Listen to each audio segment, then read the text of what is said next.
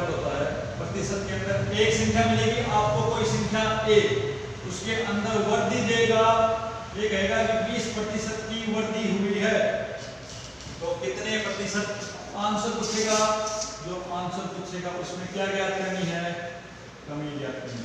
यदि आपको परीक्षा के अंदर कहे कि 10% की कमी हुई है, तो आंसर में क्या ज्ञात करना है, वृद्धि ज्ञात करना है, वृद्धि का आंसर है। आगे सुने, इसमें क्वेश्चन किस प्रकार के आते हैं वो ज्ञात करना। प्रतिशत पर आधारित क्वेश्चन में एक संख्या में वृद्धि देगा तो दूसरे में क्या पूछेगा, कमी, या आपको कमी देगा तो क्या पूछेगा, वृद्धि पर आधारित क्वेश्चन। क्वेश्चन देखो कैसे आते हैं। क्वेश्चन आएगा, यदि आयत की लंबाई को, यदि आयत की लंबाई को, यदि आयत की लंबाई को, लंबाई को यदि 10 आयत की लंबाई को 25% बढ़ा दिया जाए, आयत की लंबाई को 25% बढ़ा दे तो चौड़ाई को कितने प्रतिशत कम करूं, तो चौड़ाई को कितना प्रतिशत कम करूं, कितना प्रतिशत कम करूं ताकि क्षेत्रफल अपरिवर्तित रहे, आयत का क्षेत्रफल अपरिवर्तित रहे। ऑप्शन मिलेगा 20% कम, ऑप्शन बी मिलेगा 25% कम, ऑप्शन सी मिलेगा 20% की वृद्धि, ऑप्शन डी मिलेगा इनमें से कोई नहीं। इस प्रकार के क्वेश्चन मिलेंगे। यदि आयत की लंबाई को, याद आता मैंने क्वेश्चन देगा कि एक चीज में वृद्धि करते तो पूछेगा क्या, कमी। यदि आयत की लंबाई को मैंने 25% बढ़ा दी तो चौड़ाई को कितने प्रतिशत कम करें ताकि जो आयत का क्षेत्रफल है वो अपरिवर्तित बना रहे। इसके अंदर याद करने के लिए 2 पॉइंट याद हो सकते हैं आपको। आयत का क्षेत्रफल क्या होता है, आयत का क्षेत्रफल होता है लंबाई इंटू में चौड़ाई, ये आयत का एरिया होता है, लंबाई इंटू चौड़ाई। ये क्वेश्चन बात कर रहा है कि मैं लंबाई को बढ़ा दूं तो चौड़ाई को कितना कम करूं ताकि जो आयत का क्षेत्रफल है वो अपरिवर्तित बना रहे। आगे सुन भाई, ये तो स्पष्ट है कि लंबाई बढ़ा दी तो चौड़ाई को कुछ ना कुछ तो कम करना पड़ेगा ताकि जो क्षेत्रफल पहले था उतना कम ना बने रहे। ऐसे प्रश्न ज्ञात करने के लिए सीधी ट्रिक अपनाते हैं। ट्रिक क्या करती है, सीधी याद रखोगे, एक ट्रिक्स होती है सीधी एम्पियर क्या याद रखनी है कि आपको जो संख्या दी गई है वो संख्या लिखोगे ऊपर बटा में 100 में प्लस माइनस ए, जो संख्या वो संख्या ऊपर लिखोगे बटा में 100 में प्लस माइनस ए। गुणा 100 क्यों करते हैं, गुणा में 100 इसलिए करते हैं क्योंकि आंसर किसमें देने हैं, प्रतिशत में। कितने प्रतिशत, 25% कम कर दे तो चौड़ाई में कितने प्रतिशत कमी करें ताकि क्षेत्रफल अपरिवर्तित रहे, इसलिए आंसर किसमें देने हैं, प्रतिशत में। आंसर प्रतिशत में देने इसलिए मैंने गुणा में 100 लगाया, नहीं 100 की कोई जरूरत नहीं। ये संख्या क्या है, आपको कोई ना कोई संख्या दी मिलेगी वो लिखोगे ऊपर। मेरे को संख्या दी हुई थी 25, मैंने संख्या की जगह लिख दी, नीचे लिखोगे 100, प्लस करो या माइनस ये समझ बताएगा। अरे 25% वृद्धि होती है उसको 100 प्लस 25 लिखते हैं या 100 माइनस 25 लिखते हैं, प्लस 25 प्लस। यदि क्वेश्चन बोल रहा है कि 25% वृद्धि बोल रहा है ना, 25% वृद्धि को 100 प्लस लिखते हैं या 100 माइनस लिखते हैं, 100 प्लस लिखते हैं। तो मैं लिखूंगा 100 प्लस 25 और गुणा में 100 क्यों करता हूं क्योंकि आंसर प्रतिशत में देंगे।